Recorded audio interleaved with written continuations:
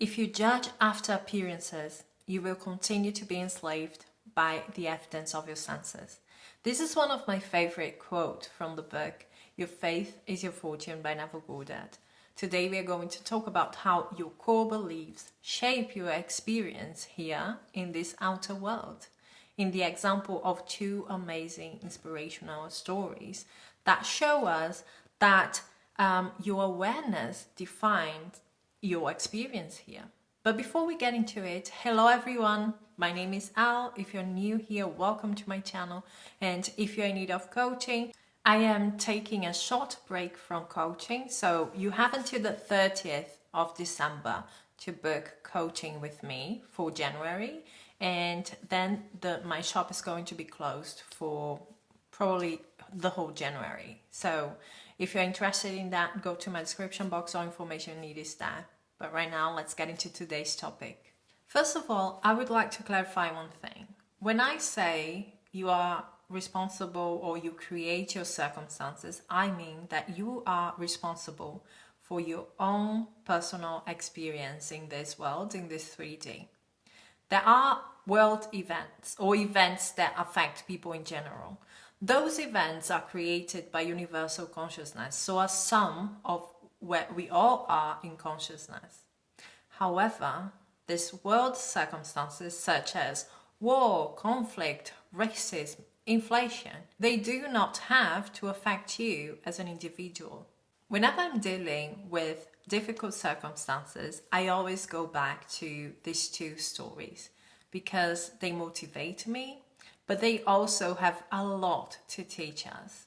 And one of these stories is about one of the most fascinating teachers in this metaphysical community, in my opinion.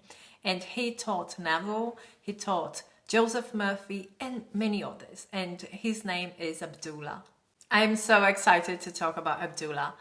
If there was one person in this world that has ever lived that I could meet, I would probably meet him. Abdullah was a black Ethiopian rabbi who would walk around in a turban in New York of the 30s. Imagine that. It was the time of segregation. And as a man of color, there were many things that you were not allowed to do. But those laws never touched him, ever. He was unaffected by his world circumstances, by the events around him, because Abdullah knew who he was, and he knew that he was definitely not a victim. So imagine this. Abdullah loved the opera. He even introduced Neville to the opera. And according to society, he was not allowed to sit at the orchestra. He would have to sit at the balcony. But Neville says clearly that Abdullah would go straight down to the box office and say, I want a seat in the center, not far back, not beyond the 6th row, right in the center. These were 2 tickets. And guess what? He got it. No discussion, no fuss, he got it. So did Abdullah ended segregation in the 3D? No, but he ended segregation for him. He was not being affected by it. When you know who you are, your physical circumstances don't matter. Because it doesn't matter what people are saying, what you are seeing in the 3D, the stories you hear, because you are responsible for your own personal experience.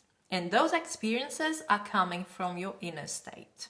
Another story that is also very inspiring is one of Neville's students. He was an African-American man that was being denied opportunities, who was being victimized and discriminated by society because, again, it was the time of segregation in the US. He could not live where he wanted to live. He could not open up a business where he wanted to open up a business.